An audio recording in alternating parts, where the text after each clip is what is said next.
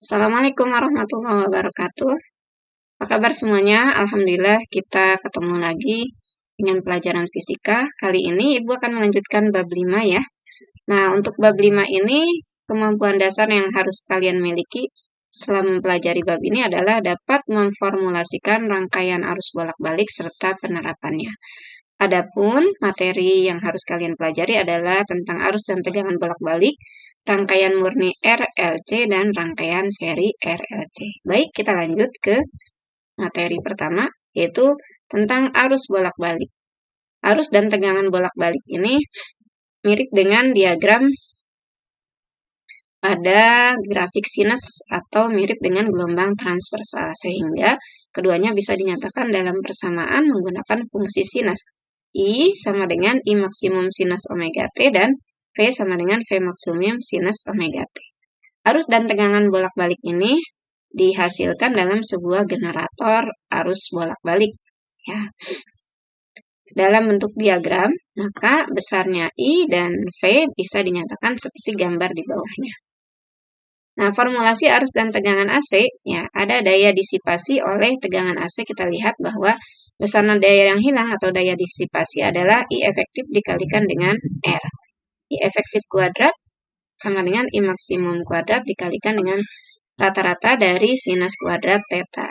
Ya, kalau kita telusuri persamaannya, maka hubungan antara I maksimum dengan I efektif. Nah, apa sih yang dimaksud dengan nilai maksimum dan nilai efektif?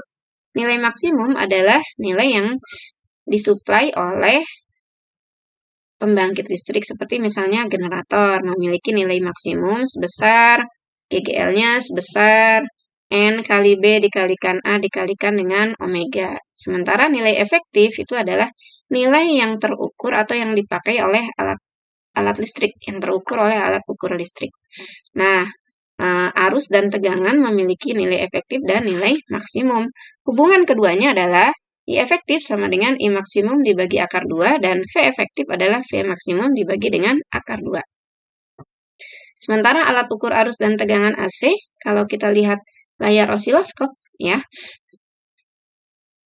arus dan tegangan AC ini bisa dilihat atau diamati dengan menggunakan layar osiloskop. Pada layar osiloskop tampak bahwa arus dan tegangan AC ini bentuknya seperti grafik sinus yang besarnya bisa kita lihat dari skala yang ditunjukkan oleh nilai maksimum atau nilai puncak ya dari arus dan tegangan bolak-balik tersebut. Lanjut ke rangkaian resistif, induktif, dan kapasitif murni. Ya, sebelumnya di bab-bab sebelumnya kalian sudah berkenalan dengan komponen-komponen seperti resistor, induktor, dan kapasitor. Nah, kita akan lihat bagaimana karakteristik dari rangkaian jika ia hanya terdiri dari sebuah resistor atau beberapa resistor yang dirangkai terhadap sumber atau tegangan arus bolak-balik. Arus dan tegangan bolak-balik untuk rangkaian resistif murni ini memiliki fase yang sama atau dikenal dengan sefase. Artinya arus dan tegangannya memiliki fase yang sama, yang membedakan adalah puncak-puncak atau besarannya. Jika I sama dengan I maksimum dikalikan sinus omega T, maka V-nya adalah V maksimum dikalikan dengan sinus omega T.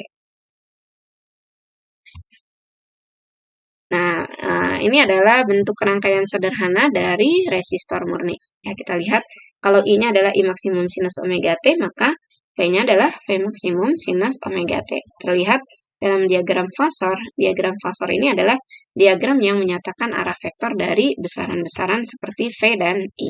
Ya.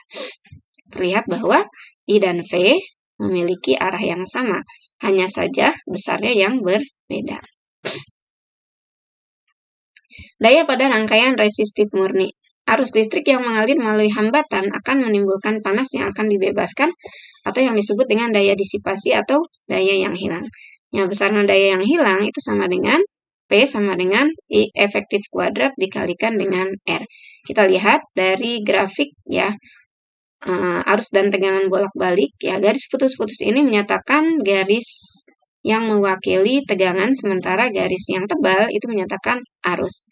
Anda perhatikan bahwa besaran arus dan tegangan ini memiliki sudut yang sama. Ini yang dikatakan sefase. Kemudian yang kedua adalah rangkaian AC untuk induktor murni. Induktor dalam rangkaian dinyatakan dalam bentuk kumparan. Ya, simbol besarannya adalah L dihubungkan pada sebuah sumber tegangan bolak-balik. Jika I-nya adalah I maksimum sinus omega T, maka V-nya adalah V maksimum sinus omega T ditambah 90 derajat. Terlihat dari sini bahwa arus ketinggalan tegangan sebesar 90 atau tegangan mendahului arus sebesar 90 derajat. Dengan V sama dengan ya reaktansi yang muncul pada rangkaian ini atau hambatan total yang muncul pada rangkaian ini yaitu omega L dikalikan I maksimum atau I maksimum sama dengan V maksimum dibagi dengan omega L. Apa sih yang disebut dengan omega L ini? Nah, omega L ini yang dikenal dengan reaktansi induktif. Mirip dengan R pada sebuah resistor. Ya. Misalnya reaktansi induktif simbolnya adalah XL sama dengan omega dikalikan L atau sama dengan 2pi F dikalikan dengan L. Kemudian sifat yang kedua dari induktor pada frekuensi 0. Kita lihat bahwa reaktansi XL sebagai penghambat arus berbanding lurus dengan frekuensi untuk frekuensi mendekati 0. Dan ini menunjukkan bahwa sebuah induktor sama sekali tidak menghambat arus. Jadi pada saat frekuensinya mendekati 0, XL-nya juga menjadi 0. Dan ini menunjukkan bahwa induktor sama sekali tidak menghambat arus DC. Kemudian yang ketiga adalah daya pada rangkaian induktif murni. Daya adalah hasil kali antara kuat arus dengan tegangan. Daya saat juga positif, yang berarti bahwa generator mengirim energi ke induktor. Tetapi tegangan adalah negatif, sementara arus adalah positif. Sehingga daya sesaat merupakan hasil kali keduanya adalah negatif. Selama waktu itu, induktor mengembalikan energinya ke generator. Daya bergantian antara nilai positif dan negatif ini untuk suatu selang waktu yang sama. Jadi nanti bentuknya juga seperti grafik sinus ya. Kemudian yang ketiga adalah rangkaian arus bolak-balik untuk kapasitor murni. Rangkaian sederhana pada kapasitor murni bisa Anda lihat bentuknya. Nah, seperti ini. Ini adalah simbol dari kapasitor. Ini adalah simbol dari tegangan. Dan kita lihat ini adalah besarnya arus yang mengalir yang melalui ujung-ujung kapasitor ini. Besarnya arus yang mengalir melalui rangkaian itu sama dengan I maksimum, I sama dengan I maksimum sinus omega T. Maka besarnya tegangan yang muncul pada ujung-ujung kapasitor itu sama dengan V maksimum sinus omega T min 90 derajat. Ini menunjukkan bahwa pada rangkaian ini arus mendahului tegangan sebesar 90 derajat atau tegangan mendahului arus. Ini lebih terlihat kalau Anda perhatikan pada diagram fasor. Ya.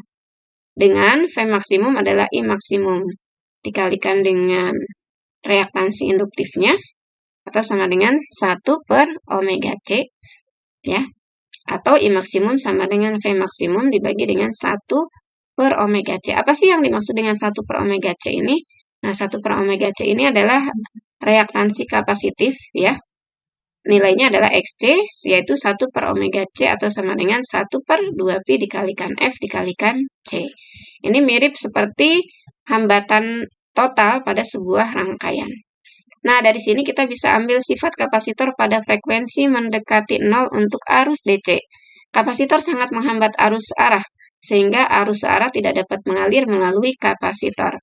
Jadi ketika mendekati 0, maka nilai XC-nya menjadi sangat besar. Dan ini tentu arus yang mengalir menjadi sangat kecil gitu ya, dan dianggap bahwa arus tersebut tidak ada. Kemudian yang ketiga adalah daya pada rangkaian kapasitif murni. Daya adalah 0 karena arusnya adalah 0. Dan sebuah kapasitor dalam rangkaian AC sama sekali tidak menggunakan energi yang disuplai. Demikian barangkali yang bisa disampaikan untuk pertemuan hari ini. Kita lanjut pembahasannya pertemuan yang akan datang, dan kita lanjutkan berikutnya adalah dengan pembahasan contoh-contoh soal untuk materi yang sudah Anda dapatkan pada pertemuan ini. Demikian, mohon maaf jika ada kesalahan. Billahi taufiq wal hidayah. Wassalamualaikum warahmatullahi wabarakatuh.